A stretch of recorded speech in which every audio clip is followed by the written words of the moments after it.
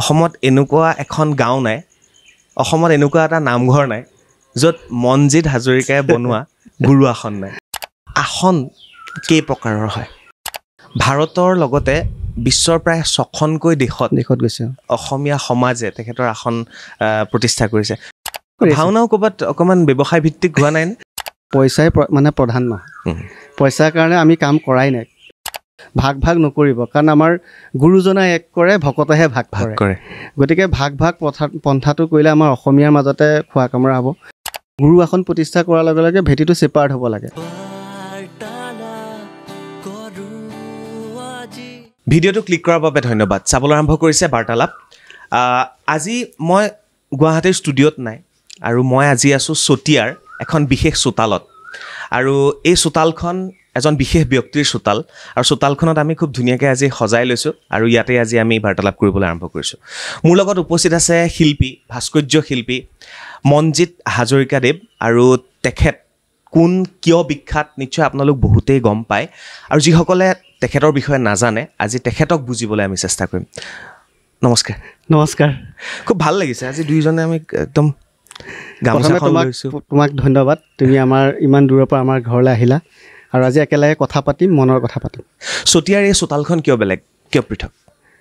এইকাৰণে ইয়াত গুৰুজনাৰ কলা সংস্কৃতি আমি ইয়াত চেষ্টা কৰোঁ। মানে আমি গুৰুজনাৰ কলা সংস্কৃতিখিনি ইয়াৰ পৰাই বিশ্বমুখী যাত্ৰা হিচাপে আমাৰ চতিয়াৰ চতিয়াল গাঁওখনৰ এই ঘৰখনৰ পৰাই, সেইকাৰণেই ঘৰখন পৃথক। চতিয়াৰ চতিয়াল গাঁৱৰ এখন বিশেষ চোতাল এখন, আৰু যিখন চোতালৰ গৰাকী হৈছে মনজিৎ হাজৰিকা ভাস্কৰ্য শিল্পী। মই এইখিনিতে কৈ থওঁ যে আমি আসনৰ বিষয়ে খুব কথা পাতোঁ, যে এটা নামঘৰত বা এটি নামঘৰত আসনখন কেই প্ৰকাৰৰ হয়। আমি জানো বিভিন্ন প্ৰকাৰৰ আসন থাকে। সেই আসন বিশ্বৰ দৰবাৰত প্ৰতিষ্ঠা কৰাৰ অহৰহ চেষ্টা অব্যাহত ৰাখিছে। এতিয়ালৈকে এইগৰাকী বিশেষ ব্যক্তিয়ে 100খন আসন তৈয়াৰ কৰি কেৱল অসমৰ নামঘৰতেই নহয়, পৃথিৱীৰ প্ৰায় 5খন দেশলৈ তেওঁ আসন ইয়াৰ পৰা পঠিয়াইছে, তাত প্ৰতিষ্ঠা কৰিছে। এই বিষয়ে আমি কথা পাতিম, লগতে তেখেতৰ এই শিল্পকলাৰ বিষয়ে আমি কথা পাতিবলৈ চেষ্টা কৰিম। প্ৰথম আমি হেৰিয়াৰ পৰা আৰম্ভ কৰোঁ, আসনৰ পৰা আৰম্ভ কৰোঁ, নহয় জানো? অকণমান দেউতাৰ ওচৰৰ পৰা আহোঁ নেকি প্ৰথম? দেউতা ভাল লাগিব, তেতিয়া বেছি ভাল লাগিব। দেউতা অবিহনে 100খন গুৰু আসন হয়। প্ৰথম দেউতাৰ পৰা আৰম্ভ কৰোঁ। কেনেকৈ দেউতাৰ পৰা বিদ্যাভাগ লোৱা হ'ল? প্ৰথমে মই এইটো কথা ক'বই লাগিব, মই যেতিয়া আমি মানে আমাৰ এটা সৰু পৰিয়াল, দেউতাই বহুত কষ্ট কৰি আমাক সৰুৰ পৰা ডাঙৰ দীঘল কৰিলে, আৰু দেউতাই যিহেতুকে এটা শিল্পৰ লগত জড়িত হৈ আছিলে, আৰু সেই শিল্পটো হৈছে ভাস্কৰ্য শিল্প। আৰু সেই ভাস্কৰ্য শিল্পৰ লগত তেখেতে বিশেষভাৱে তেওঁ নামঘৰৰ গুৰু আসন বনাইছিলে, আৰু নামঘৰ কেন্দ্ৰিক কামখিনি কৰিছিলে। তেখেতৰ নামভাগ ল'ব পাৰোঁ? দেউতাৰ নাম হৈছে ভৱেন হাজৰিকা। তেখেতে অসম চৰকাৰৰ শিল্পী পেঞ্চনো পাইছিলে। তাৰপিছতে তেখেতৰ লগত মই বহুত সৰুৰ পৰা, মই 4 বছৰ বয়সৰ পৰাই বিভিন্ন মঞ্চত গৈছোঁ, আৰু তেখেত বাওঁপন্থী চিন্তাধাৰা আছিলে, বিভিন্ন অনুষ্ঠান তেওঁ কৰিয়ে থাকে। আৰু তেনেধৰণে তেখেতৰ লগত যাওঁতে মোৰ এটা আকৰ্ষণ ক'ৰবাত চাগে বাঢ়িলে। আৰু 3জন ককাই ভাই আমাৰ, 3জন ককাই ভাইৰ ভিতৰত মই মাজু, আৰু মই দেউতাৰ লগত বেছিকৈ এটাচমেণ্টটো বেছি আছিলে। আৰু দেউতাৰ লগত যেতিয়া মই বিভিন্ন অনুষ্ঠান প্ৰতিষ্ঠানত যাওঁ, তেনেকৈ মূৰ্তিবিলাক কাটি থাকে, মূৰ্তিসমূহ আসন বনাই থাকে, তেনেকৈ চাই হয়তো কোনোবাখিনিত চাগে মই ক'ব নোৱাৰাকৈ আকৃষ্ট হৈছিলোঁ। দেউতাৰ পৰা অহা এই বিদ্যা? দেউতাৰ পৰা অহা। ইয়াত এই যিখন চোতালত আমি বহি আছোঁ, মোৰ পিছফালে নিশ্চয় আপোনালোকে দেখিছে 2খন খুব সুন্দৰকৈ আসন, আধা তৈয়াৰ কৰা আসন নিৰ্মাণ পৰ্যায়ত আছে। আৰু মনজিৎ হাজৰিকাদেৱ যিফালে বহি আছে, তাত খুব ধুনীয়াকৈ আৰ্টিষ্টিক গোটেই বস্তুখিনি, গোটেই ঘৰখনেই আৰ্টিষ্টিক। এটা গৰু গাড়ীৰ চকাই বুলি কৈছোঁ, সেইটোকো খুব ধুনীয়াকৈ ৰং তুলিকেৰে বোলোৱা হৈছে। আশে পাশে যদি আপোনালোকে চাই, মই মাজে মাজে ভিজুৱেল আপোনালোকক দেখুৱাই থাকিম। ইয়াতে বিভিন্ন ধৰণৰ আছে। মই আপোনালোকক তেখেতৰ ঘৰটোৰ বিষয়েও জনাবলৈ চেষ্টা কৰিম। মুঠৰ ওপৰত এজন শিল্পীৰ ঘৰ কেনেকুৱা হ'ব পাৰে আপোনালোকে এই অনুষ্ঠানটো চাই গম পাব। আসন কেই প্ৰকাৰৰ হয়? প্ৰথম কথা মানে আমাৰ অসমীয়া সমাজত আটাইতকৈ ইম্পৰ্টেণ্ট কথা কৈছে, আসন কেই প্ৰকাৰৰ। আমাৰ নামঘৰসমূহত সচৰাচৰ দেখা যায়, তাত আমি প্ৰতিষ্ঠা কৰোঁ গুৰু আসন, অৰ্থাৎ সিংহাসন। আৰু গুৰুজনাৰ 570 বছৰ পৰম্পৰা অৱধাৰিতভাৱে নামঘৰসমূহত আমাৰ হৃদয়ৰ আমি গুৰু আসন প্ৰতিষ্ঠা কৰি আহিছোঁ। পৰ্যায়ক্ৰমে 570 বছৰ পৰ্যায়ক্ৰমে এতিয়া আহি আমি আমাৰ এই 21 শতিকা যদিও পাইছোঁহি, কিন্তু ইয়াৰ আমাৰ খুদাই শিল্প যিটো হাতে কটা শিল্প এতিয়াও বিৰাজমান হৈ আছে যেনে গুৰু আসনত আমাৰ লতা কটা শিল্প থাকে তাতে আমাৰ হেঙুল হাইতেল বলোৱা থাকে আৰু সপ্ত বৈকুণ্ঠ 7খন বৈকুণ্ঠ স্থাপন কৰা হয় নামঘৰ খোটালি অনুযায়ী লগতে আমাৰ এতিয়া কথা ক'ব লাগিব যে আমাৰ আসন তিনি প্ৰকাৰৰ আমি গৃহস্থী ঘৰত আমি বিশেষভাৱে ব্যৱহাৰ কৰোঁ মৌৰা আসন আৰু গৰুণ্ডা আসন আৰু নামঘৰত আমি মৌৰা আসন আৰু গৰুণ্ডা আসন আমি নামঘৰত ৰাজহুৱা নামঘৰত আমি ব্যৱহাৰ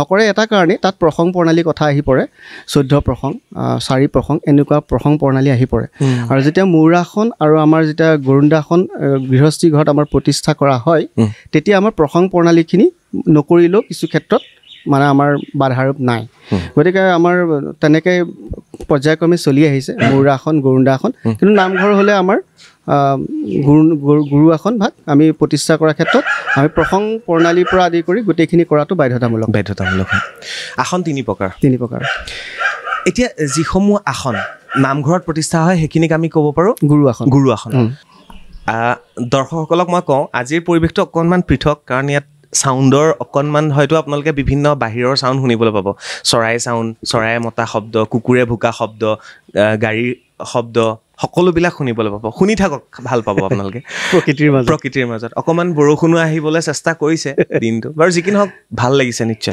ভালকৈ শুনা পালেই হ'ল আপোনালোকে মই হাতত তুলি লৈছোঁ মেমণ্ট হিচাপে আগবঢ়াবলৈ এইভাগ আসন দিয়া আমাৰ ধৰ্মীয় অনুষ্ঠান ইয়াৰ পৰা যথেষ্ট সমাদৰ লাভ কৰিছে বিভিন্ন ঠাইলৈ নিয়ে এইভাগক কিবা আমাৰ গুৰু আসন মই হাতত লৈ থাকোঁ একো নাই ভাল লাগিছে তাৰপিছতে জানিবলৈ চেষ্টা কৰিম মই যিহেতু আৰু অকণ ডেফ্টত যাওঁ কুকুৰে ভুকিলে সেইকাৰণে মই মাজতে বোলো আৰু অলপ পাতিলোঁ আসন তিনি প্ৰকাৰৰ মই গম পালোঁ সেয়া আমাৰ নামঘৰত যি ভাগ দিয়া হয় সেয়া হৈছে গুৰু আসন আৰু দুভাগ ক'ত বিশেষকৈ আমাৰ মৌৰা আসন আৰু গৰুণ্ডা আসন আমি বিশেষভাৱে ব্যৱহাৰ কৰোঁ আমাৰ গৃহস্থী ঘৰত মানে ব্যক্তিগত মানুহে যিহেতুকে নামঘৰলৈ সকলোৱে যাবলৈ হয়তো সময়ৰ অভাৱ থাকে বিভিন্ন কৰ্মব্যস্ততাৰ মাজত আমি তেতিয়া সেই গৰুণ্ডা আসন আৰু মৌৰা আসনত মানে সেৱা কৰি পেলাই গৃহস্থী ঘৰত সেয়া আসন প্ৰতিষ্ঠা হয় পৃথক ক'ত হয় এই তিনিভাগ আসনৰ ক'ত অকণমান পৃথক মানে এটা আমাৰ যিভাগ গুৰু আসন সেই গুৰু আসনৰ তলত কাছ থাকে কাছৰ তলত ওপৰত হাতী থাকে হস্তিৰ ওপৰত নামসিংহ থাকে প্ৰতীকী নামসিংহ থাকে সেয়ে হৈছে গুৰু আসনৰ আমাৰ বৈশিষ্ট্য আৰু আমাৰ মৌৰা আসন বুলি ক'লে মৌৰা আসনত অকল মৌৰা মই দেখুৱাম মৌৰা আসনত আমাৰ অকল মৌৰা ভাগ থাকে আৰু গৰুণ্ডা আসন বুলি কোৱাৰ লগে লগে গৰুৰ পক্ষী থাকে সেই বৈশিষ্ট্য মৌৰা আসন ক'ত ব্যৱহাৰ হয় মৌৰা আসন আমাৰ বিশেষভাৱে থানত ব্যৱহাৰ হয় আৰু লগতে এতিয়া গৃহস্থী ঘৰতো প্ৰায় ব্যৱহাৰ হৈ আহিছে আসনত সেই কাছ ভাগ তাৰপিছত হাতী তাৰপিছত ঘোঁৰা এই পৃথকে এটা ধাপ স্তৰ আহে এই স্তৰৰটো কিবা আছে যেনে আমাৰ চিতবিলাক একেবাৰে মানে 7খন বৈকুণ্ঠ আমাৰ সপ্ত বৈকুণ্ঠ য'ত থাকে সেইখন 7খলপীয়া আসন বুলি কয় আৰু সেই 7খলপীয়া আসনৰ একেবাৰে তলৰ সকলো খলৰ পৰাই মানে বৈশিষ্ট্য আছে আৰু সকলো খলৰ পৰাই একোটা নামাকৰণ কৰা আছে যেনে চিতবিলাক পুষ্পবিলাক পংকজবিলাক কনক দন্ত সনাতন একেবাৰে ওপৰৰ ভাগক গোলক বুলি কয় গোলকধাম একে ওপৰৰ যি ভাগ আছে সেই ভাগক আমহি ঘৰ বুলি কয় আমহি ঘৰ য'ত গুণমালা প্ৰতিষ্ঠা কৰা হয় আৰু এইখিনি সম্পূৰ্ণ হেঙুল হাইতেলে বলোৱা থাকে আৰু আমাৰ এতিয়া মানে মোৰ এটা এইকণতে মোৰ তোমাৰ চেনেলৰ জৰিয়তে মোৰ অসমবাসী তথা ভাৰতবাসীলৈ এটা বাৰ্তা যাব মানে মোৰ এটা কথাত বেয়া লাগে আমি সকলো অসমীয়া ধুতি পাঞ্জাবী পিন্ধিলে আমি সকলো অসমীয়া বিভিন্ন ভাষা ভাষী লৈ বৰ অসম এতিয়া আমাৰ অসমীয়াৰ মাজতে বিভিন্ন পন্থা হৈছে সেইটো হয় আৰু মই এইটোও নকওঁ সকলোৱে নিজৰ চইচ কেনেকৈ কোনে কাক কেনেকৈ মানে সেই পন্থাসমূহক লৈ পেলাই মানে এই বিবাদবিলাক যেনেবা মই বামুণীয়া পন্থাত আছোঁ মোৰ আসন বেলেগ মই বেলেগ নাম নকওঁ আৰু তেনেকুৱা পন্থাত আছোঁ নাম আসনবিলাক আসন গুৰুজনাৰ সৃষ্টি আসনক লৈ এতিয়া ভাগ হৈছে আসনক লৈ ভাগ হৈছে মই এইকাৰণে এই কথাটো ক'বলৈ বিচাৰিছোঁ অসমবাসী ৰাইজক ভাগ নকৰিব কাৰণ আমাৰ গুৰুজনাই এক কৰে ভকতেহে ভাগ কৰে গতিকে ভাগ পন্থাটো কৰিলে আমাৰ অসমীয়াৰ মাজতে খোৱা কামৰা হ'ব সেইটো বৰ ভাল নহয় শুভ লক্ষণ নহয় ভাগটো ক'ত হৈছে মানে এইকাৰণেই হৈছে ভাগটো তোমাৰ ধৰা বিভিন্ন পন্থা হৈছে ধৰা ভাগৱতী সমাজ আৰু আমাৰ নাম ধৰ্ম সমাজ শংকৰ সংঘ বৈদিক মই সকলোকে প্ৰণিপাত জনাইছোঁ, মই সকলোকে শ্ৰদ্ধা কৰিছোঁ। সকলোৱে নিজৰ নিজৰ মানে এটা দৰ্শন থাকে, সকলোৱে মানে মই এইটো ক'ব বিচাৰিছোঁ যাতে আমি সকলো পন্থা ভেদে আমি অসমীয়া, আমি অসমীয়া। নামঘৰটো গাঁৱত এটাই আছে। নামঘৰ এতিয়া নামঘৰ এটা হ'ল কি হ'ল, গাঁওখনত 3টা খেল। আচৰিত লাগে গাঁওখনত। মই মাজতে ক'বলৈ মন যায়, আগতে গাঁওখনত আমি ভাওনা ঠিক আছিলে, এতিয়া নাম কীৰ্তনীয়া, তাৰপিছতে চুলি কটা চুলি নকটা, শংকৰীয়া, বামুণীয়া, কোনোবাই বামুণ নলগায়, এনেকৈ বহুত ভাগ হৈছে। মানে সেইখিনিতো হৈছে, সেইখিনি প্ৰত্যেকে নিজৰ নিজৰ চইচ, সেইটোত আমি বাধা আৰোপ কৰিব কেতিয়াও নোৱাৰোঁ। সকলোৰে একেটা নিজৰ নিজৰ আইডিঅলজি আছে। কিন্তু প্ৰথম কথাটো ক'ব লাগিব যে আমি অসমীয়া, আমি সকলো মোকামিলেৰে থকাটো উচিত। আৰু মই ব্যক্তিগতভাৱে আমাৰ গোটেই ঘৰখনে আমি গুৰুজনাৰ সেৱা কৰি আছোঁ। প্ৰথম কথা গুৰুজনাৰ সেৱা কৰি আছোঁ। এতিয়া আমাৰ এই গৃহত আমাৰ পদধূলা পৰে বিভিন্ন ভাষাভাষীৰ লোকৰ লগতে শংকৰ সংঘ হওক, শংকৰ সমাজ হওক, ভাগৱতী সমাজ হওক, নাম ধৰ্ম সমাজ হওক, যিমানখিনি আমাৰ অসমীয়াৰ মাজত ভাগ পন্থা, সকলোৰে লগত মই কাম কৰি আছোঁ। আৰু মই সকলোৰে লগত মোৰ এইটোৱে আহ্বান যে সকলো আমি অসমীয়া আৰু একত্ৰিত হৈ পেলাই আমি একেলগে ভাওনা কৰোঁ, গুৰুজনাৰ তিথি কৰোঁ, আৰু আমি একেলগে অনুষ্ঠান কৰোঁ। তেতিয়াহে আমাৰ মানে এই সোণৰ অসমটো থাকিব ন, গোটেই ৱৰ্ল্ডত মানে অসমীয়া জাতিটো মোৰ বোধেৰে তেতিয়া প্ৰচাৰ প্ৰসাৰটো আৰু বেছি হ'ব। কোনোবাখিনিত যে শংকৰদেৱ ৰৈ গৈছে, মোৰ তেনেকুৱা ভাৱ হয়। মানে ক'বলৈ গ'লে নামঘৰ আমাৰ এটা হয়, আসন আমাৰ এখন হয়নে, গুৰু আমাৰ এজন হয়, কিন্তু গাঁওখনতে আমাৰ ভাগ হয়। মানে এইটো হ'ব নালাগে। আৰু এইখিনি ক্ষেত্ৰত মোৰ ফালৰ পৰা এটা সকলোলৈ মোৰ ৰিকুৱেষ্ট থাকিব, আমি সকলো ককাই ভাই ভনী, দাদা খুৰা, আমি এনেধৰণেই যদি অসমীয়া জাতিটোক আমি এনেকৈ ধৰণে একত্ৰিত হৈ পেলাই কাম কৰোঁ, মোৰ বিশ্বাস খুব কম দিনত শংকৰ গুৰুজনাক গোটেই বিশ্বই এজন যে ইমান পণ্ডিত ব্যক্তিক সকলোৱে জানিব। নিশ্চয় মনজিত। আৰু আজি অনুষ্ঠানটোৰ উদ্দেশ্য মোৰ সেইটোৱে, মনজিতক চিনাকি কৰি দিয়া। বহুতে চিনি পায় মনজিতক, আৰু মনজিতৰ আসন ঘৰে ঘৰে আমাৰ অসমীয়া ৰাইজৰ, অসমীয়া সমাজৰ, অসমীয়া গাঁওসমূহত তেখেতৰ আসনে স্থান পাইছে। ভাৰতৰ লগতে বিশ্বৰ প্ৰায় 6খনকৈ দেশত গৈছে অসমীয়া সমাজে তেখেতৰ আসন প্ৰতিষ্ঠা কৰিছে। সেই বিষয়ে অকণ জানো, আঙুলিৰ হিচাপ কৰোঁ। প্ৰথম ক'ত গৈছিলে আসন? দেউতা থাকোঁতে মই আমাৰ শ্ৰীমন্ত শংকৰদেৱ কলাক্ষেত্ৰত মই তেতিয়া সৰু আছিলোঁ, সচিব আছিলে প্ৰয়াত গৌতম শৰ্মা ছাৰৰ নেতৃত্বত। দেউতা থাকোঁতে মামণি ৰচম গোস্বামী বাইদেউৰ তত্ত্বাৱধানত জাৰ্মানী ফ্ৰেংকফুৰ্টত প্ৰথমবাৰৰ কাৰণে অসমীয়া গুৰু আসন ভাগে তাত আমাৰ প্ৰদৰ্শনীমূলকভাৱে অসমক ৰিপ্ৰেজেণ্ট কৰিছিলে জাৰ্মানীত। তাৰপিছত সেই ধাৰাটো দেউতা যিহেতুকে প্ৰয়াত হ'ল, তাৰপিছত বহুত মানুহে কৈছিলে, বহুত ব্যক্তিয়ে কৈছিলে যে এই শিল্পটো হেৰাই যাব। কিন্তু হয়তো দেউতাই এটা কথা কৈছিলে এইকণতে যে আমি সম্পত্তি বনাই থৈ যাব নোৱাৰিলেও কিন্তু মোৰ 3টি সন্তান, তহঁতেই মোৰ সম্পত্তি। সেই শব্দটো মোৰ এটা মনোবল পালোঁ, আৰু দেউতাক মই সাংঘাতিক ভাল পাওঁ, মানে মোৰ গুৰু। তাৰপিছতে পৰ্যায়ক্ৰমে মই আমেৰিকাৰ ডালাক্সত দিয়া হ'ল, জাৰ্মানী, তাৰপিছত আমেৰিকা ডালাক্সত, তাৰপিছত হিউষ্টন আমেৰিকাৰ হিউষ্টন, তাৰপিছতে সিদিনা নৰ্থ কেৰলিনালৈ দিলোঁ। হেৰি আনিছে আমাৰ প্ৰিয়দৰ্শী ইনমেন। তাৰপিছত মাধুৰিমা চৌধুৰী বাইদেৱে লৈ গৈছিলে লণ্ডনলৈ।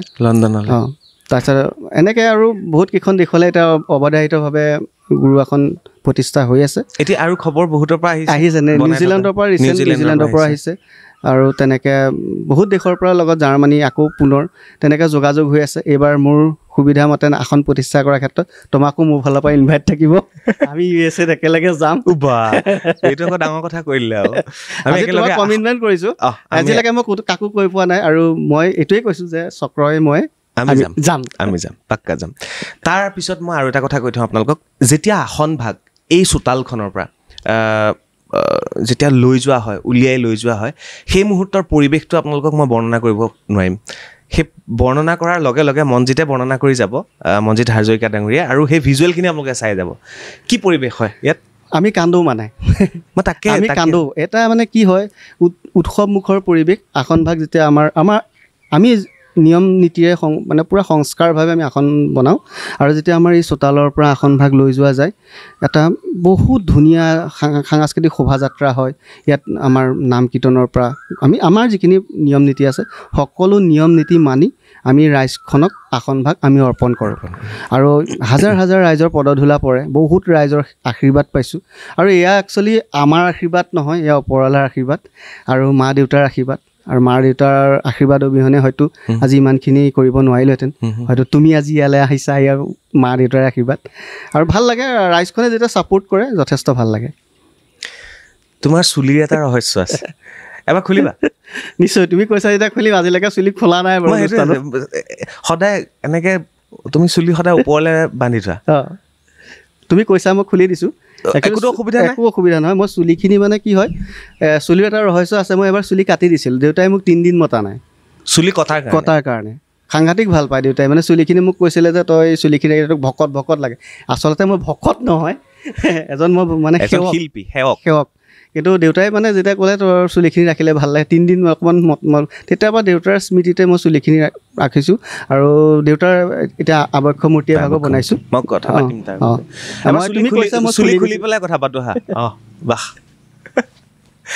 এটা আজিকালি এড চলি আছে কি আছিলে কি খুব ফেচবুকত ওলাই থাকে কি আছিলে কিবা এটা এড আছে বহুত ডাঙৰ দীঘল চুলিৰ এড আছে সেইবিলাক লগোৱা নেকি মই চুলিৰ ৰহস্যটো লাগে কেনেকে ইমান দীঘল সেইটো চিক্ৰেট সেইটো ক'ব নোৱাৰি কি লগোৱা তুমি যি লগাও মোক সেয়াই লগাওঁ চেম্পু লগাওঁ আৰু ধুনীয়া চেম্পুবিলাক অকণ দামী লগাওঁ আৰু যাতে পটককৈ চুলিখিনি নসৰক আৰু বহুত কেয়াৰিং কৰিব লাগে মানে খুব ধুনীয়াকৈ ৰাখিব লাগে শুকুৱাব লাগে সেয়াই আৰু শংকৰ গুৰুজনা মাধৱ গুৰুজন আৰু তেওঁলোকৰ চুলি দীঘল আছিলে ফটোত দেখিছোঁ কল্পনা কৰা ফটো কিন্তু তেওঁলোকৰ চুলি দীঘল আছিলে আৰু সচৰাচৰ ভকত বুলি কোৱাৰ লগে লগে সাংস্কৃতিক লাইনত থকা বুলি ক'লে চুলি কোচা এটা চিনাকি আৰু ইয়াৰ নিৰ্দিষ্ট বৈশিষ্ট্য নাই যে চুলি দীঘল হ'বই লাগিব তেনেকুৱা ক'তো লিখা পঢ়া বা তেনেকুৱা ধৰণৰ একো নাই কিন্তু চুলিখিনি এটা মানে দীঘল হোৱাৰ লগে লগে এটা আধ্যাত্মিক শক্তি এটা পায় আৰু ক'ৰবাত পঢ়িছিলোঁ যে চুলি কাটিলে লগত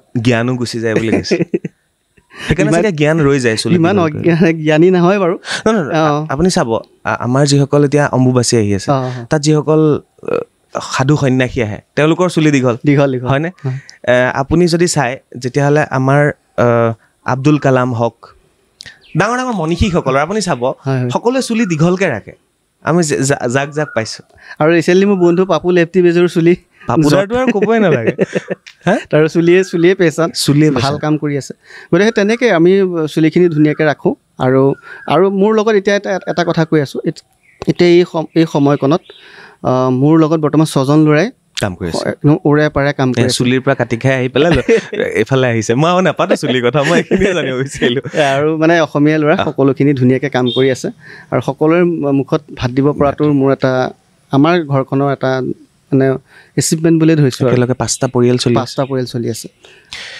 ইয়াৰ পিছত আৱক্ষ মূৰ্তিৰ কথাটোলৈ আহোঁ গুৰু আসন হৈ থাকে ভাস্কৰ্য শিল্পত কি আৰু থাকে সেইখিনি আপোনালোকে বুজি লওক আৱক্ষ মূৰ্তি আৰু শেহতীয়াকৈ ভাওনাৰ সাজ তেওঁ সেইটো এটা পৰিকল্পনা কৰিছে খুব কম দিনৰ ভিতৰতে ভাওনাৰ সাজ যি ভাওনা কৰিবৰ কাৰণে সাজ পৰিধান কৰে সেয়াও তেখেতে খুব ধুনীয়াকৈ পৰিকল্পিতভাৱে এটা ব্যৱস্থা কৰিবলৈ আগবাঢ়িছে সেই বিষয়ে পাতিম মানে আমি যিহেতুকে কৈছোঁ আৰু খোল বজাই ভাল পাওঁ সৰুৰ পৰা খোল বজাইছিলোঁ শ্ৰদ্ধাৰ শিল্পী প্ৰয়াত শলগুৰি জামুগুৰিহাটৰ কামিনী মহন্তৰ ওচৰত দেউতাই মোক খোলৰ শিক্ষা দিছিল তাৰপিছতে আমাৰ কুশল মহন্ত সকলোৱে বিখ্যাত জানি তেওঁলোকৰ সান্নিধ্য পাইছোঁ আমাৰ হৰিচৰণ বৰবায়ন মাজুলীখন মোৰ ঘৰ তেওঁলোকৰ সান্নিধ্য পাইছোঁ তেনেকৈ বহুত ভাওনাও কৰি আছোঁ আমাৰ ব্ৰজাৱলী ভাষাত মই অসমীয়াত আজিলৈকে মাতৃভাষাত ভাওনা কৰা নাই আমি মানে ব্ৰজাৱলী ভাষাটো ৰাখিবলৈ চেষ্টা কৰিছোঁ মানে চবফালে অসমীয়া মাতৃভাষাৰ ভাওনা প্ৰসাৰটো খুব বেছি হৈ গৈছে এতিয়া আৰু সেইকাৰণে আমি ব্ৰজাৱলী ভাষাত কৰি আছোঁ ভাওনা আৰু ইতিমধ্যে আমাৰ অসম ভাৰতবৰ্ষৰ বিভিন্ন ঠাইত আমি ব্ৰজাৱলী ভাষাত ভাওনা কৰি আছোঁ আৰু ৰিচেণ্টলি সিদিনা আমি ডিব্ৰুগড় কিশোৰ বৰা দাদা সকলোৱে চিনি পায় আমাৰ ND24 দাদা তেখেতৰ দেউতাকৰ মৃত্যুৰ বাৰ্ষিকীটো আমি কৰিছোঁগৈ আৰু দাদাই মোক যথেষ্ট ছাপোৰ্ট কৰিছে গুৱাহাটীটো তেনেকৈ ভাওনাও ক'ৰবাত অকণমান ব্যৱসায় ভিত্তিক হোৱা নাই নে ব্যৱসায় চকু পৰে নে পৰিছে আজিকালি সকলো বস্তুতে ব্যৱসায় ভিত্তিটো আহি পৰিছে ভাওনা লগতে তোমাৰ স্ক্ৰিপ্ট লিখাৰ পৰা সাজ সজ্জাৰ পৰা মানে এটা যুগৰ পৰিৱৰ্তন বুলিয়ে ক'ব লাগিব এটা খোল বনাওঁতে যথেষ্ট পইচা খৰচ হয় এযোৰ ড্ৰেছ বনাওঁতে যথেষ্ট পইচা খৰচা হয় আৰু ভাল ভাওনা এখন কৰিবলৈ হ'লে এখন গাঁৱত সিমানখিনি শিল্পীৰ অভাৱ গতিকে আমি বিভিন্ন ঠাইৰ পৰা শিল্পীক মানে নিমন্ত্ৰণ জনাব লাগে তেনেকুৱা যাতায়াতী এটা খৰচা আছে আৰু এটা কথা ক'ব লাগিব ভাওনাই কিন্তু এটা উদ্যোগলৈ পৰিণত হৈছে সেইটো ভাওনা মানে উদ্যোগ এটা হৈছে আৰু আমাৰ গোটেই সমগ্ৰ অসমত কাষতে 12 চহৰীয়া ভাওনা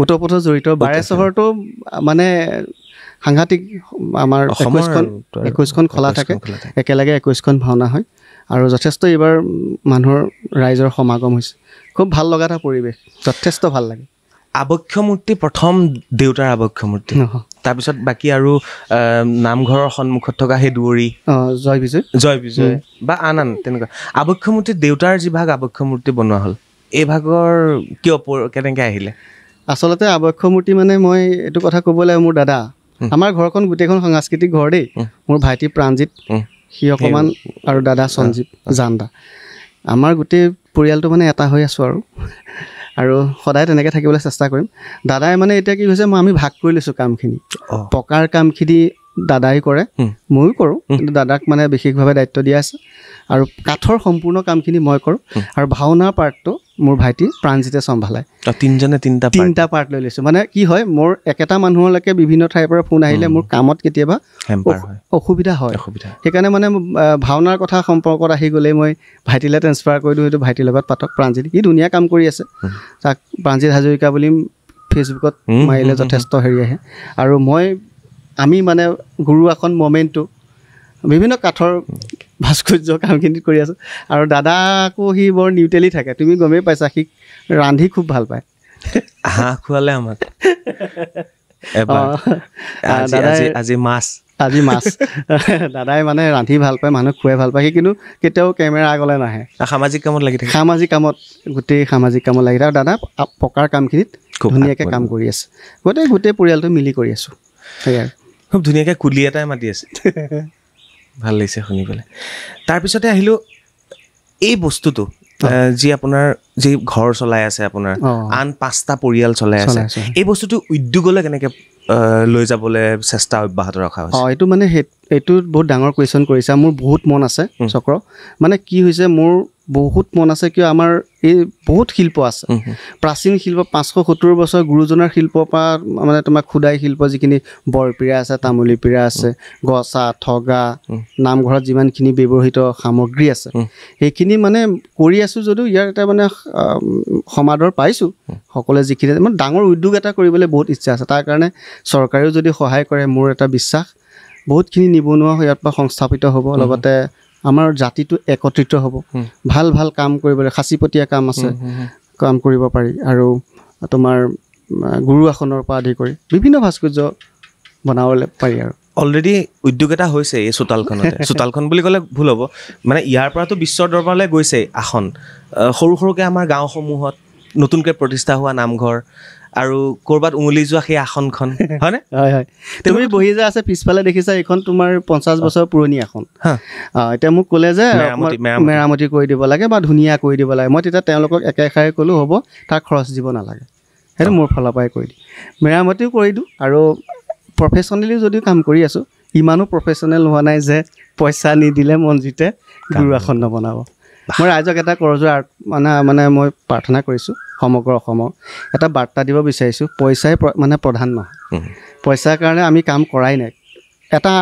আৰ্থিক দিশ লাগিব টনকিয়াল হ'ব লাগিব কিন্তু বহুতে হয়তো ভাবিব পাৰে তাৰ মনজিতৰ ওচৰলৈ গ'লে তাৰ মানে এনেকুৱা ৰেট হ'ব বা তেনেকুৱা নহয় সকলোৱে আহিলে মোৰ ওচৰলৈ যোন আহিছে গম পাইছে আৰু যিসকলে নাই অহা আহিলে গম পাব আচলতে আমি কেনেধৰণে কাম কৰোঁ আমি কেনেধৰণে মানুহক অভ্যৰ্থনা কৰোঁ মই এটা বস্তু সুধোঁ কেনেকুৱা ভাল লাগিব মই কালি ৰঞ্জু হাজৰিকা দেৱৰ ইণ্টাৰভিউ কৰিছিলোঁ তেখেতে যিহেতু হেৰি পালে শিশু সাহিত্য একাডেমি বঁটা পালে আৰু তেখেতৰ বঁটাত আপুনি পাইছিলে ন কালি তেখেতে মোক ক'লে যে অসমত হয়তো কোনো এঘৰ মানুহ নাই যাৰ ঘৰত ৰঞ্জু হাজৰিকাৰ কিতাপ নাই কাৰণ তেখেতে 800 কিতাপ লিখিছে তেওঁ ৱৰ্ল্ড ৰেকৰ্ড কৰিছে মই সেই প্ৰশ্নটোকে যদি ইয়ালৈ লৈ আহোঁ যে অসমত এনেকুৱা এঘৰ মানুহ নাই অসমত এনেকুৱা এখন গাঁও নাই অসমত এনেকুৱা এটা নামঘৰ নাই য'ত মনজিত হাজৰিকাই বনোৱা গুৰু আসন নাই বা ক'ৰবাত হয়তো ৰঞ্জু হাজৰিকা মনজিত হাজৰিকা কনফিউজ হৈ যাব চাওক মনজিত হাজৰিকাৰ হাতৰ পৰশ পৰা নাই য'ত গুৰু আসন বেয়া হৈছে বা অকণমান উৱলি গৈছে সেইখন বোলে মেৰামতি হৈছে অসমৰ প্ৰায় ঠাইলৈকে গৈছে অসমৰ বহুত ঠাইলৈ গৈছে আৰু বিশেষভাৱে ND24 সোমোৱাৰ লগে লগে ND24 কিশোৰ বৰা দাদাই প্ৰথমবাৰৰ কাৰণে ছেটেলাইট চেনেলত গুৰু আসন প্ৰতিষ্ঠা কৰিছে সেইটো বহুত শুভ লক্ষণ মানে ৰাজদীপ বাইলুং বৰুৱা দাদাইও কৈছিলে যে গুৰুজনাক প্ৰতিষ্ঠা কৰিব লাগে কোনখন বিশ্ব দৰবাৰত প্ৰতিষ্ঠা কৰিম যদি আমাৰ ঘৰখনৰ পৰাই আৰম্ভ নকৰোঁ সেই শব্দটোৱে মোক কিন্তু ইনস্পিৰেশ্যন মানে মোৰ ভাল লাগিলে যে তেতিয়া সেই ND24টো আছে আৰু তেনেকৈ অসমৰ বহুত নামঘৰ বহু গৃহত গুৰু আসন আৰু মৌৰা আসন সিংহাসন লগতে মমেণ্টটো সেয়াও বহুত ঠাইলৈ নিছে আৰু বৰ্তমান এতিয়া আবক্ষ মূৰ্তি মই কথা ক'লোঁ দেউতাৰ আবক্ষ মূৰ্তিভাগ বনাই আছোঁ আমাৰ অতি সোনকালে সেই আবক্ষ মূৰ্তিভাগ প্ৰতিষ্ঠা হ'ব আৰু তাৰ লগে লগে জয় বিজয় গায়ন বায়ন সিংহ আমাৰ সত্ৰীয়া সংস্কৃতিৰ যিমানখিনি সম্পদ আমি পকাৰে বনাবলৈ চেষ্টা কৰিম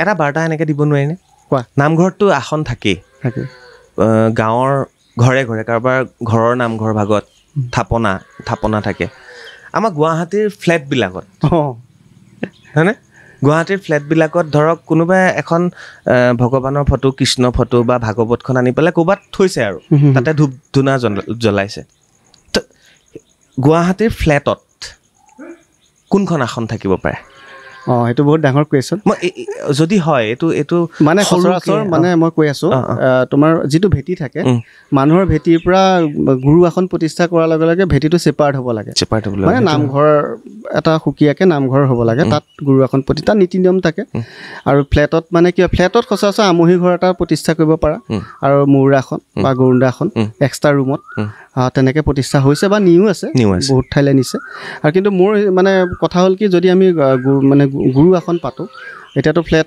চবফালে ফ্লেটেই হৈ গৈছে ৰুমটো যদি এক্সট্ৰা হয় সম্পূৰ্ণ চেপাৰ নামঘৰ আকৃতিত তেতিয়া নিয়ম নীতিখিনি যদি পালিব পাৰে যিখিনি সচৰাচৰ থাকে অসমীয়া মানুহখিনিৰ ঘৰত অকণমান আছুতীয়াকৈ হ'লেও অকণমান জেগা ৰাখে আৰু লাগিলে স্কুৱেৰ ফিট যিমান ডাঙৰে নহওক গুৰি খোৱা কৰিবৰ কাৰণে হয় তো অকণমান হ'লেও থাকে সেই অকণমান জেগাত এখন আসন প্ৰতিষ্ঠা হ'ব পাৰে নে পাৰে তেওঁলোকে যদি বিচাৰে ইচ্ছা কৰে আৰু নিয়ম নীতিখিনি তেওঁলোকে মানিবই যিসকলে গুৰু আসন এতিয়ালৈকে নিছে তেওঁলোকেতো নিয়ম নীতিখিনি মানিম বুলি বা পালিছোঁ কাৰণেইতো নিছে গতিকে তাত ডিমত নাই আৰু সকলোকে আহ্বান গুৰুসেৱা কৰক আধ্যাত্মিকতা ৰক্ষা কৰক সেইটো এটা ইম্পৰ্টেণ্ট হৈ গৈছে মানে এইটো কি হয় গুৰুসেৱা কৰাৰ লগে লগে তোমাৰ এই আধ্যাত্মিক যেতিয়া চিন্তা চেতনাখিনি যেতিয়া এজন শিশুৰ পৰা বৃদ্ধ বয়সলৈকে সেই শিশুটো পটককৈ মানে বেয়া সংস্কাৰ মুখৰ পৰা বেয়া দিশলৈ যাব নোৱাৰে মানে কিবা আজিকালি দেখিছাই মোবাইলৰ যুগ বা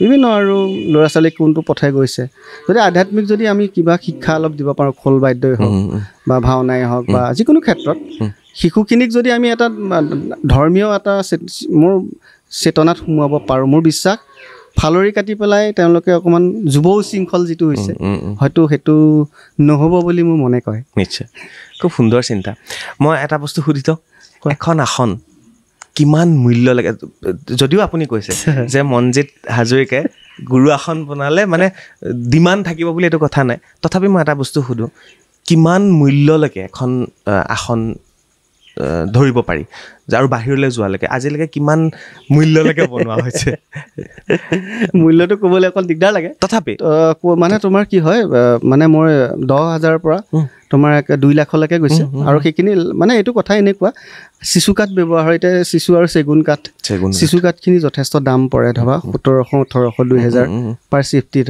যদি ডাঙৰ আসন এভাগ কৰোঁ আমাৰ মোটামুটি 60 কিবি কাঠ লাগে 60 কিবি লাগে মানে মূৰ্তিখিনি ডাঙৰ হয় কাছলৈকে আমহি ঘৰৰ পৰা 7 খলপ হ'লে তোমাৰ পিছফালে যিভাগ আসন মানে বনাই আছোঁ সেই ভাগ তোমাৰ 7 খলপীয়া আসন আৰু ৰঙা হেঙুল কালাৰ বিশ্বনাথ চাৰিআলিলৈ নিব বিশ্বনাথ চাৰিআলিলৈ নিব গতিকে এই ভাগত যথেষ্ট খৰচ হয় তেনেকৈ এডজাষ্ট কৰি চলি আছোঁ কেতিয়াবা ৰাইজ এনেকুৱাও আহিছে সুদা তামোল পাণ এটাওতো গুৰু আসন দিছোঁ ডিমাণ্ড নাই এই ঈশ্বৰৰ সেৱা আৰু এতিয়ালৈকে সৰ্ববৃহৎ আসন ভাগ কোন ভাগ প্ৰথমে সৰ্ববৃহৎ বুলি ক'লে এতিয়া যিভাগ বনাই আছোঁ এই ভাগো হ'ব জামুগুৰি পাঞ্চজন্য ক্ষেত্ৰত দিছোঁ আৰু বাৰেচহৰ যিখন স্থায়ী মণ্ডপত আছে সেইখন এবাৰ সকলোৱে চালে ভাল লাগিব আৰু সেইখনতো সকলোৱে গমে পায় সেইখন বহুত ডাঙৰ 12 ফুটৰ খুব ধুনীয়াকৈ এতিয়াও তেওঁলোকে প্ৰতিপাল কৰি আছে আৰু যিজনে তেওঁক চোৱা চিতা কৰি আছে তেওঁকো মই ইয়াৰ পৰাই প্ৰণাম জনাইছোঁ, বৰ ধুনীয়াকৈ ৰাখিছে আসনখন।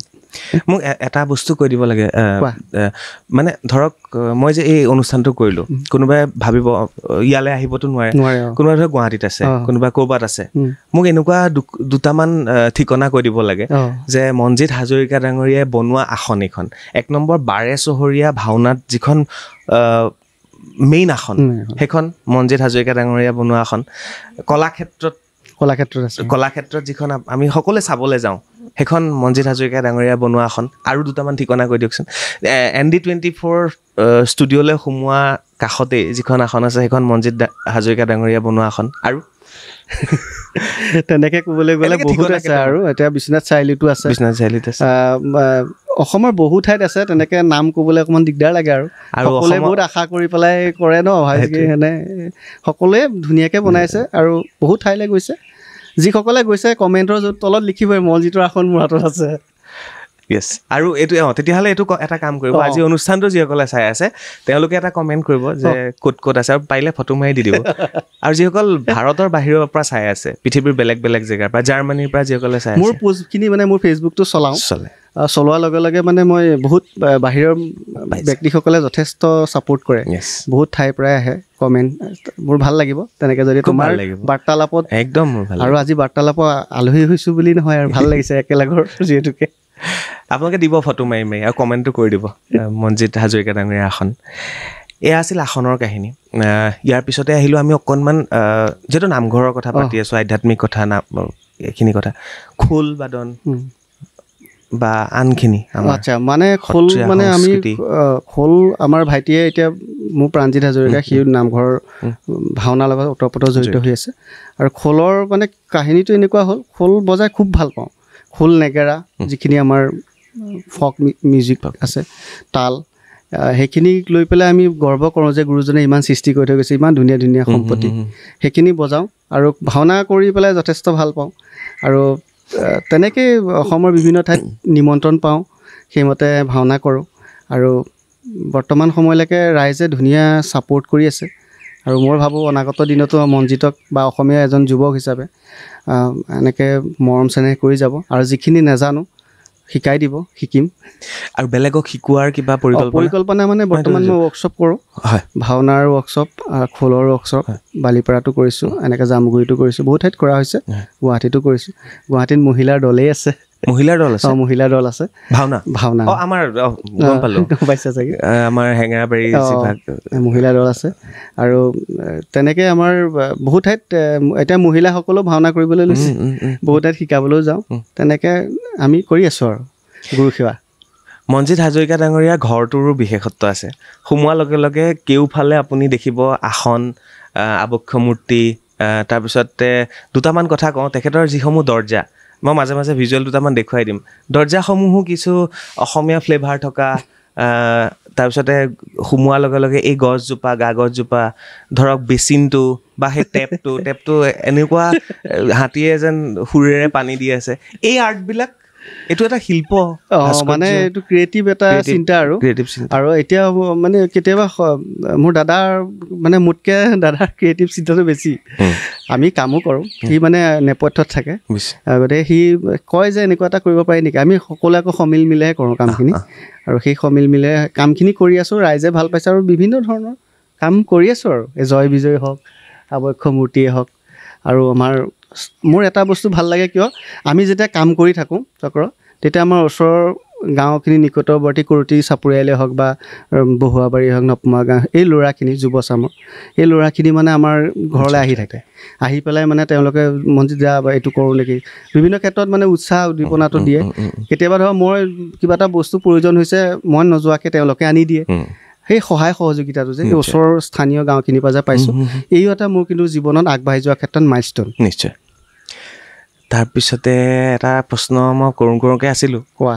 দাদাইতো বিয়া পাতিলে, বৌয়ে সদায় কষ্ট কৰি কৰি আমাক ভাত সাজ বনাই খুৱায়, দাদাই হাঁহ বনাই খুৱায়, ভাইটিও কথা শুনি থাকোঁ মই, আছে বুলি জানো। এতিয়া মাজত তুমি ৰৈ আছা, ঘৰখন ভৰ্তি হ'ব বুলি ভাবিছোঁ। আচলতে বিয়া বাৰু এয়া সকলো ভগৱানৰ ইচ্ছা দেই, নিজৰ ইচ্ছা লাগিব, আৰু সোনকালে হ'ব। আৰু কাৰণ কি প্ৰেম জীৱনত হয়, প্ৰেম আহিছে আৰু সেয়া স্থায়িত্ব হয়তো কোনোবাখিনিত আছে, কোনোবাখিনিত হেৰি হৈছে, সেইবিলাক যোনে বুজি পায়। মানে কি হয়, মোৰ যিজনী অৰ্ধাংগিনী মই বিচাৰিছোঁ বা যেনেধৰণে মোক মানে মোৰ প্ৰয়োজন, আজি তুমি আহিছা, তোমাক আতিথ্য কৰাটো বা ৰাইজখন আহিছে, ৰাইজক আতিথ্য কৰাটো, আমাৰ শিল্পটোক ভাল পোৱা, অসমীয়া সংস্কৃতি ভাল পোৱা, তেনেকুৱা ধৰণৰ হ'লে নিশ্চয় হ'ব আৰু অতি সোনকালে আহি আছে বাৰু সেইদিন। হয় নেকি? অঁ, আমি সেই খবৰ পোৱাই নাছিলোঁ, আজিয়ে পালোঁ বাৰু। যি কি নহওক, তাৰপিছত আহিলোঁ বঁটা সন্মানৰ কথাখিনিলে। ইমান কাম কৰা হৈছে, ৰাইজৰ মৰমো অগাধ মৰম, অজস্ৰ মৰম ৰাইজে দিছে। তাৰ উপৰি স্বীকৃতি বোলা বস্তুটো পালে ভাল লাগে, হয় নাই? আৰু উৎসাহ পোৱা যায়। স্বীকৃতিও পোৱা গৈছে বহুতখিনি। মই ৰঞ্জু হাজৰিকাৰ বঁটা বাৰু কথা ক'লোঁ, চৰকাৰী মানে এতিয়া কি হয়, আমাৰ প্ৰথমে মোৰ প্ৰথম কথা মোৰ গাঁওখন, মোৰ চতিয়াল গাঁও, মোৰ গাঁওখনে যথেষ্ট ছাপোৰ্ট কৰি এজন যুৱ শিল্পী হিচাপে গাঁৱে কৰিছে, ওচৰ চুবুৰীয়াই কৰিছে, চতিয়াৰ বিভিন্ন অনুষ্ঠান, আমাৰ বিশ্বনাথ চাৰিআলি, তেজপুৰৰ অনুষ্ঠান, গুৱাহাটীৰ অনুষ্ঠান, আৰু এইবাৰ গোটেই বহাগৰ ছিজনটো সম্বৰ্ধনা লৈ থকাই হ'ল আৰু যে যুৱ শিল্পী হিচাপে বিভিন্ন অনুষ্ঠানে মই প্ৰায় অনুষ্ঠানেই এটেণ্ড কৰোঁ। মোৰ নিজৰ কৰ্ম ক্ষতি কৰি, মানে এনেকুৱা নহয় যে মই নাযাওঁ। আৰু মই গোলাঘাট হওক বা যোৰহাট হওক, যোৰহাটৰ মোৰ এজনী বাইদেউ আছে দেই, মই এইকণে এটা কথা কওঁ, ৰঞ্জুমণি মহন্ত বা, মই প্ৰথম ভাস্কৰ্য কাম কৰিম বুলি ভবা নাছিলোঁ নহয়।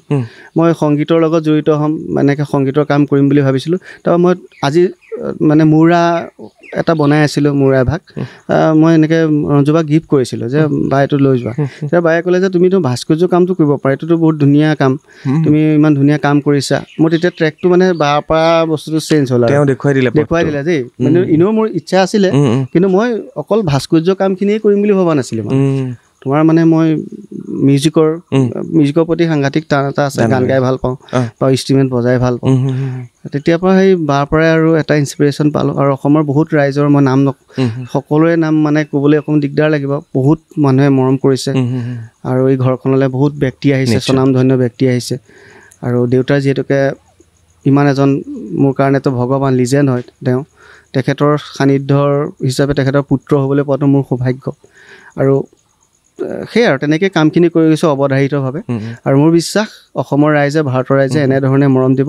আৰু মোৰ বহুত ইচ্ছা আছে যাতে আমাৰ এই ইণ্ডাষ্ট্ৰিটো অসম চৰকাৰৰ অধীনত অলপ ডাঙৰ কৰক, বছ ইমানেই আৰু। জীৱনত আৰু বেলেগ কি লাগে। তথাপি চৰকাৰে স্বীকৃতি দিছে, চৰকাৰীভাৱে মোক য়ং আৰ্টিষ্ট সৰ্বা ছাৰ যেতিয়া আমাৰ CM আছিলে, তেতিয়া তেখেতৰ দিনতে মই পাইছিলোঁ কলাক্ষেত্ৰত। আৰু তেনেকৈ আৰু তাৰপিছত আমাৰ ডিষ্ট্ৰিক্টৰ ফালৰ পৰাতো পাইছোঁৱেই। আৰু আমাৰ বিশেষভাৱে মোৰ বন্ধু আজি ইয়াত উপস্থিত আছে, শ্যামল জ্যোতি শইকীয়া, আমাৰ চুতীয়া ভাৰপ্ৰাপ্ত আৰক্ষী অধীক্ষক, তেখেতো আহিছে, তেখেতেও আমাক সন্মান কৰিছে। আৰু তেনেকৈ পুলিচ প্ৰশাসন হওক, সকলো আৰু আমাৰ কলেজৰ, আৰু যিহেতুকে অসমীয়াৰ এটা চেণ্টিমেণ্ট, অনুৰাধা বাইদেউ, তোৱালী শৰ্মা, তোৱালী বাহঁতেতো বহুত মৰম কৰিবলৈকে জানে, জুবিন গাৰ্গ, এইখিনি মানুহৰ আমাৰ ঘৰৰ মানুহৰ দৰে। আৰু সকলোৱে মৰম কৰে আৰু কাম কৰি গৈছোঁ মুঠতে কথা সেইটোৱে। দেউতা বোলে আমি পাতি থাকোঁতে দেউতা এনেকুৱা আছিল, মানে গাঁওখনত আইন আছিল, হয়নে? এই দেউতাৰ কথা ক'লে মানে মোৰ দুখ লাগি যায়, যি কয় মানে মোৰ এটা মানে ইম'চন আহি যায়। মানে মই সাংঘাতিক ভাল পাওঁতো, এতিয়া গানবিলাক কিবা কিবি লাগি গৈছে। আজি আমি শ্বুটিং কৰি আছোঁ, কালি ফাদাৰ্ছ ডে আছিল দেই। কালি ফাদাৰ্ছ ডে আছিল। আজিকালিহে আহিছে এইবিলাক। মোৰ দেউতা মানে মোৰ সদায় ফাদাৰ্ছ ডে দেউতাৰ লগতে শুওঁ, মৃত্যুৰ আগমুহূৰ্তলৈকে শুলোঁ। আৰু মোৰ দেউতা মানে এনেকুৱা আছিলে, গাঁওখনৰ বুলিয়েই নহয় আৰু চতিয়া এই অঞ্চলৰ, ভৱেন হাজৰিকা আহিছে বুলি কোৱাৰ লগে লগে অতি সন্মান কৰে। তেখেতে কি গাড়ী লৈ আহিছে, কি পিন্ধি আহিছে, কোনটো ঘৰত থাকে, কিন্তু তেওঁ যথেষ্ট জ্ঞানী আছিলে। দেউতাটো ফৰেষ্টত চাকৰি কৰিছিলে, ৰেঞ্জাৰ পষ্টত অৰুণাচলত। আৰু তেখেতে চাকৰি কৰাৰ পিছত চাকৰি এৰি পেলাই নিজে স্বাৱলম্বী হ'ম বুলি, শিল্পকলা কৰিম বুলি হাতুৰী বটালি তুলি লৈ তেওঁ যিহেতু মাৰ্ক্সবাদ এটা চিন্তা আছিলে সেই সময়ত, যথেষ্ট দেউতাক বহুত মানে মেণ্টেলি টৰ্চাৰো কৰিছিলে সেই সময়টোত, আন্দোলনৰ সময়ত। আৰু সেইটো সময়ৰ আহ্বান, মই তেতিয়া জন্মই হোৱা নাই, কিন্তু যেতিয়া কাহিনীবিলাক যেতিয়া কয়, সেই কাহিনীবিলাক মোৰ এতিয়াও মাইণ্ডছেটত সোমাই আছে। আৰু মোৰ সেই কথাখিনিকে মই মূলধন হিচাপে লৈছোঁ। কাৰো প্ৰতি মোৰ বেয়া ভাৱ নাই। সেই সময়টোত হয়তো তেনেকুৱা আছিলে, সাংঘাতিক দেউতা এটা মেণ্টেলি টৰ্চাৰ কৰিছিলে এই অঞ্চলত। আৰু গ্লাছবিলাক ভাঙি দিছিলে CPM বুলি।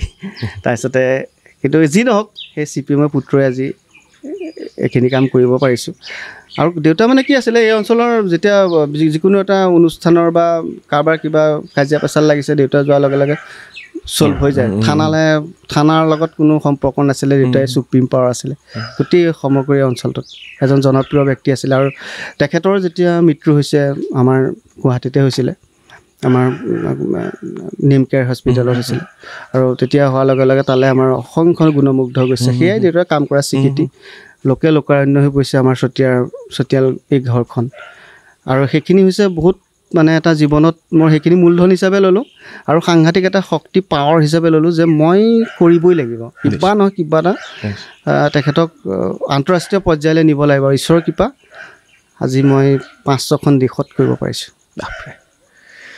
কিমান দেশ ফুৰা হ'ল এতিয়ালৈকে 6খন 7খন এইটো প্ৰায় 6খন সেইবিলাক হৈ থাকিব আৰু সময়ত আহ্বান আৰু এবাৰ তুমিও যাবা মোৰ লগত আমি একেলগে যাম মই মঞ্জিত বুলিয়ে মাতি আছোঁ কাৰণ আমি বন্ধু হয় দুজন আৰু মঞ্জিত মাৰ কথা নকলা মাৰ কথা মই কৈ আছোঁ মা দেউতাৰ কথা বেছিকৈ কৈছে দেউতাক বেছি ভাল পায় নহয় মা ক'ত আছে নাই দেউতা মা সমান শুনি আছে মা মানে মায়ে আৰু মা সকলোৰে মা তুমি আহিলেও মায়ে প্ৰথমে তোমাক চক্ৰ আহিলা বুলি কয় গতিকে মা সকলোৰে কাৰণে মা আৰু মা মানে কি হয় সদায় ৰান্ধন প্ৰকৰণতো থাকে আতিথ্যত থাকে মাত এতিয়াও ধুনীয়াকৈ ৰাখিছোঁ আৰু যিমান পাৰোঁ সদায় ভালকৈ ৰাখিবলৈ চেষ্টা কৰিম কাৰ কেতিয়া কপাল কি হয় নাজানো কিন্তু আৰু মই কৈছোঁৱেই যে আজি মঞ্জিত হোৱাৰ আঁৰতে মা দেউতাৰ আশীৰ্বাদ মোৰ ঘৰখন মোৰ দাদা মোৰ বৌ আৰু মোৰ বাইদেউ দুজনী বাইদেউ মোৰ যিটো মানে পৰিয়াল নহয় তুমি আহি গম পাইছা এটা মানে বিৰাট ভাল লাগে মই বেলেগ বন্ধু আহিলেও মানে ঘৰৰ লগত সকলো কথা শ্বেয়াৰ কৰোঁ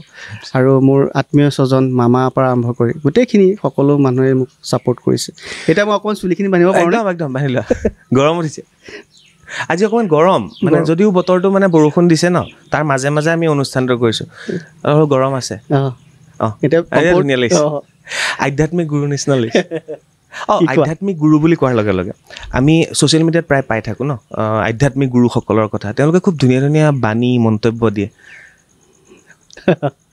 কেতিয়াবা মন যায়নে এই একচুৱেলি সকলোখিনি ডিপেণ্ড কৰে জ্ঞানৰ ওপৰত সেইটোৱে তেখেতসকলে অধ্যয়ন কৰিছে আৰু জ্ঞানখিনি বিলাইছে ভাল কথা আৰু মানে মোৰ এটা কথা হ'ল কি মোৰ এটাই মেছেজ থাকিব যিকোনো বস্তু এটা শুদ্ধ ৰূপত বিলালে উপস্থাপন বা ভাগৱতৰ ব্যাখ্যা হওক যিকোনো মানে দিলে ভাল লাগে আৰু আমি যথেষ্ট এইখিনি চৰ্চা কৰি আছোঁ এতিয়া মোক খুৰা সকলোৱে আমি চৰ্চা কৰি থাকোঁ কিছুমান ভুল আখ্যা দিলে বেয়া লাগে ছ'চিয়েল মিডিয়াত প্ৰায়ে দেখোঁ আৰু এইখিনি মানে হৈ যোৱাৰ পিছততো কৈও লাভ নাই তেখেতক পাৰ্চনেলি কোৱা হয় যে দাদা এইটো কথা কিয় কৰিলে বা এইটো কাম কৰিব নালাগিছিলে তেনেকুৱা ধৰণৰ হয় আৰু মানে কথাটো তেনেকুৱা কৰিব নালাগে আৰু মোৰ বিশ্বাস কি কিছুমান ভিউজৰ কাৰণেই হওক বা পপুলাৰিটিৰ কাৰণেই হওক মানে কৰে এইটো মই যদি ভাল কাম কৰা তুমি এভাৰেষ্টত থাকিলেও মানুহ বিচাৰি যাব ন সেইটোৱে মই সেইটো বিশ্বাস কৰোঁ আৰু মই সদায় এটাই বিশ্বাস কৰোঁ যে মই কৰ্ম কৰি যাম ভালকৈ কাম কৰি যাম আৰু শুদ্ধ ৰূপত কাম কৰিবলৈ চেষ্টা কৰিম ঈশ্বৰে মোক সহায় কৰিছে আৰু কৰি যাম নিশ্চয় শেষত 3টা সৰু সৰু প্ৰশ্ন সৰু সৰু উত্তৰ তাৰপিছত বিদায় ল'ম আৰু এয়া আছিলোঁ আমি চতিয়াল গাঁৱৰ মঞ্জিত হাজৰিকাৰ চোতালত খুব ধুনীয়া এটা অনুষ্ঠান হ'ল আধ্যাত্মিক অনুষ্ঠান বুলিয়ে কৈছোঁ শিল্পীৰ অনুষ্ঠান শিল্পৰ অনুষ্ঠান ভাস্কৰ্য শিল্পীৰ অনুষ্ঠান গতিকে গুৰু আসন ভাগৰ কথা আমি পাতিলোঁ ইয়াত ধুনীয়াকৈ এই জীৱন সম্পৰ্কে জীৱন বুলি কোৱাৰ লগে লগে চলিতো আছে জীৱনটো হ'ল জীৱনটো এবাৰেই প্ৰথম কথা আৰু জীৱনটো সদায় যাপন কৰিব লাগে দেই আৰু যিমান পাৰা তুমি মানে সদায় ভাল কাম কৰি থকা নিগেটিভ কথা বতৰাবিলাকত থাকিব নালাগে ভাল কামেৰে তুমি জীৱনটো উপভোগ কৰা আৰু এদিন নহয় এদিন জীৱনে তোমাক বহুত কিবা কিবি দি থৈ যাব সেইটোৱে বিশ্বাস কৰোঁ সেইটোৱে হয় বহুতে কয় প্লেনিং কি মানে চলি থাকিব আমাৰ শিল্প সাধনা সংস্কৃতি চলি থাকিব পৰিকল্পনা মোৰ যথেষ্ট আছে মোৰ প্ৰথম কথা হ'ল কি মই অসমীয়া জাতিৰ কাৰণে এই সম্পদসমূহ সংগ্ৰহালয়ত এভাগ কৰিম বুলি বহুত ইচ্ছা আছে খুব ধুনীয়াকৈ দেই যাতে প্ৰতিটো বস্তু তাত উপলব্ধ হয় সকলো নামঘৰত ব্যৱহৃত হওক যাতে এতিয়া জেনেৰেশ্যনে চিনি নাপাব পাৰে বৰপীৰা কোনখন তামুলীপীৰা কোনখন বৰপীৰাখনৰ আইডিয়া আকৌ অনুৰাধা বাইদেৱে দিছিলে আমাক বাইদেৱে মোক ক'লে যে মনজিত তুমি এনেকৈ এইখিনি কৰিবাচোন, এখন বহুত চাহিদা পাবা, বহুত পুৰণা, বিয়াত যে লৈছিল তেনেকৈ বনাই দিলোঁ। তাৰপৰা বৰপীয়া যথেষ্ট চাহিদা, আৰু তেনেকৈ গোটেই তামুলী পীৰাৰ পৰা আৰম্ভ কৰি অসমীয়া এখন সৰু পীৰা এখন থাকে, খোদাই শিল্প থাকে তাত, ফুলখিনি মানে সম্পূৰ্ণ খোদিত, আৰ্ট কৰা নহয়। আৰু সেই তেনেধৰণে আছিলে। আৰু মোৰ মানে তেনেকুৱা এটা কাম কৰিবলৈ বহুত ইচ্ছা আছে। অসম চৰকাৰ মানে এইখিনি ফাইনেন্সিয়েলটো লাগিব আৰু ধুনীয়াকৈ কৰিম বুলি। আৰু এদিন হয়তো সেই উপস্থিতিত তুমিও থাকিবা। নিশ্চয় থাকিম। মানে চতিয়া হওক, জামুগুৰি হওক, বা উত্তৰ অসমৰ বিশ্বনাথ চাৰিআলি বা তেজপুৰ, এই জেগাখিনি জামুগুৰিৰ পৰা চতিয়ালে অসমৰ ভিতৰত হায়েষ্ট নামঘৰ আছে। নামঘৰ নগৰী বুলিয়ে কয়। নামঘৰ নগৰী বুলি কয়। তাৰ সেই নামঘৰ নগৰীত থকা এজন শিল্পী মনজিত হাজৰিকা। নামঘৰ মানে কি হয়, আমাৰ এইফালে নামঘৰসমূহ যথেষ্ট ধুনীয়া ধুনীয়া, বহুত আৰু অসমৰ সকলো নামঘৰে ধুনীয়া। এইফালে যথেষ্ট নামঘৰ আছে, গাঁৱে গাঁৱে নামঘৰ, আৰু যথেষ্ট গাঁও আছে। আৰু সকলোখিনি গাঁৱৰ মাজতে আমাৰ আধ্যাত্মিক চিন্তা চৰ্চাবিলাক যথেষ্ট আছে। আৰু লগতে তোমাৰ ভাওনা সংস্কৃতি, জামুগুৰি, চতিয়া, বিশ্বনাথ চাৰিআলি, গহপুৰ, এই এৰিয়াখিনি একদম তুমি গহপুৰ সংস্কৃতিবান। গতিকে মোৰ ভাল লাগে, কিয় আমাৰ এই ঠাইখনৰ পৰা যথেষ্টখিনি ব্যক্তি প্ৰতিষ্ঠিত হৈছে নিজৰ সাধনাৰ কষ্টৰ বলত। নিশ্চয়। মোৰ জামুগুৰিৰে সন্তান, মাৰ ঘৰ জামুগুৰি। মোৰো মাৰ ঘৰ জামুগুৰি, ইয়াৰ পৰা চুকত, দুলাল হাজৰিকাৰ ভনীয়েক। ডাঙৰীয়া মানে ডাঙৰীয়া শব্দটো আজিকালি খুব ব্যৱহাৰ কৰিবলৈ লৈছোঁ, কিয় জানো, গহপুৰৰ কাৰণে নেকি। মোৰ ঘৰৰ পৰা জালুকবাৰীলৈ বেছি দূৰ নহয়। আজিলৈ বিদায় লওঁ, আকৌ লগ পাম নিশ্চয়। আৰু তুমি আহিলে আজি আমাৰ ঘৰলৈ, বহুত ভাল লাগিলে। আমাৰ বহুত এটা মানে মোৰ ইচ্ছা আছিলে তোমাৰ লগত বহিম, বাৰ্তালাপ। মোৰো খুব মন আছিলে, আৰু কৰিমকৈ বহুত দিন হ'ল গ'ল। আৰু আজি ফাইনেলি আহিলা তুমি, আৰু মই ধন্যবাদ দিছোঁ দেৱুক। দেৱু পিছফালে আছে। উপভোগ জীৱনটো উপভোগ কৰিব লাগে। দেৱু আমাৰ উপভোগৰ আহিও আহিছে আজি তোমাৰ লগত। আমাৰ দুইজন হীৰক আৰু নয়ন আহিছে, আৰু তুমি আছাই। গতিকে মই গোটেই বাৰ্তালাপ টিমটোলৈ মোৰ বহুত বহুত শুভকামনা থাকিল।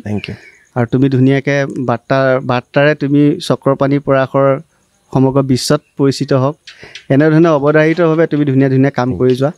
আৰু আমাৰ দৰে খাটি খোৱা শিল্পীসকলক এনেকুৱা এখন মঞ্চ দিয়াৰ কাৰণে পুনৰবাৰ তোমাক ধন্যবাদ জনাইছোঁ। ধন্যবাদ। বিদায় লৈছোঁ আজিলৈ, ধন্যবাদ। চাই থাকিব বাৰ্তালাপ, আৰু শ্বেয়াৰ কৰিবলৈ নাপাহৰিব। আৰু শেষত মই কৈছোঁৱে, চতিয়াল গাঁৱৰ পৰা মনজিত হাজৰিকাৰ চোতালৰ পৰা এই বাৰ্তালাপ আপোনালোকলৈ আগবঢ়ালোঁ। আৰু য'ত য'ত মনজিত হাজৰিকাদেৱৰ শিল্প কলাই স্থান পাইছে, বিশ্বৰ বিভিন্ন জেগাত গুৰু আসনে স্থান পাইছে, সেই স্থানৰ ব্যক্তিসকলে কমেণ্ট কৰিলে মোক খুব বেছি ভাল লাগিব। ধন্যবাদ জনাইছোঁ।